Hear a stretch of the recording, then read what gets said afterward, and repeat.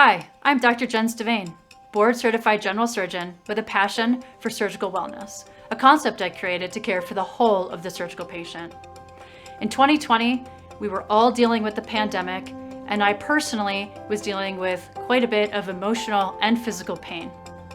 I began researching the concepts of wellness and functional medicine and applying them to my own health with great relief.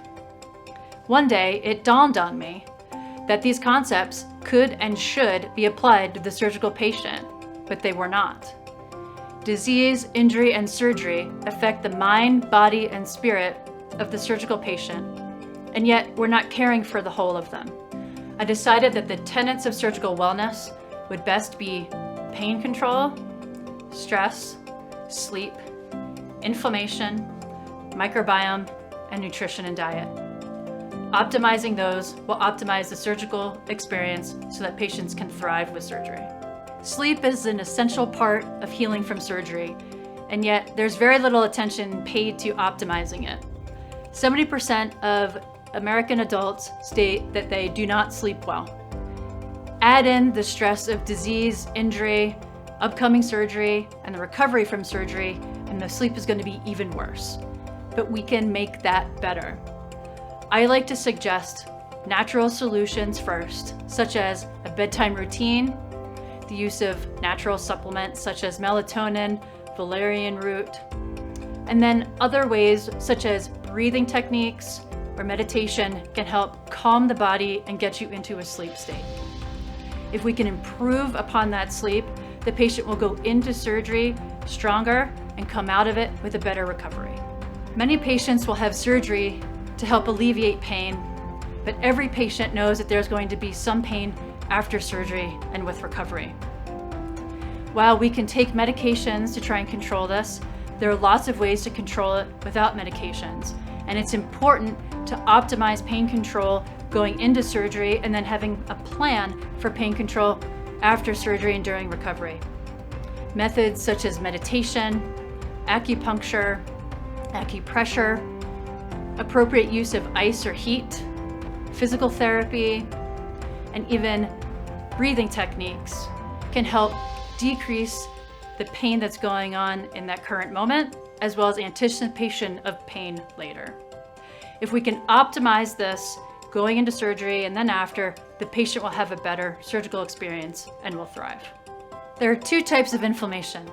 There's the type that we can see or feel when we sprain an ankle or have an infected gallbladder, and we treat these with ice or medicines such as ibuprofen or natural remedies such as curcumin and arnica.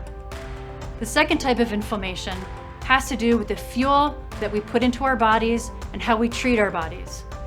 If we don't take care of ourselves, then every part of us, every system isn't working as well, and that causes a low-lying inflammation that you can't see or feel, but that will affect your surgical experience. Improve on that, and you will thrive with surgery. We are living with pounds of bacteria distributed on our skin, in our mouths, our lungs, and our gut. We make molecules and proteins that keep them healthy, and they make molecules and proteins that keep us healthy.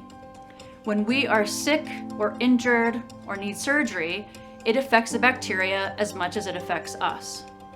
Treating those bacteria and keeping them healthy will also keep us healthy with a better immune system and better healing. So let's keep those bugs happy and give them some probiotics and some prebiotics, and you'll be feeling better. In this day and age, we all have a lot of stress, but we don't have good coping mechanisms. Add in the stress of disease, injury, and the need for surgery, and we're really overwhelmed. Well, this affects us on many levels: sleep, diet, inflammation, our immune system doesn't work as well, and we sure aren't going to heal as well after surgery. If we can work on the coping mechanisms, all of that can improve. Suggestions such as guided meditations, talk therapy, relaxing teas, finding a way to cope with that stress will get you a better experience through surgery. We all know that the American diet is poor. The great majority of adults are overweight or obese. For everyday functioning, That's not good, but it's compounded when we have disease and injury and have to get through the stress of surgery.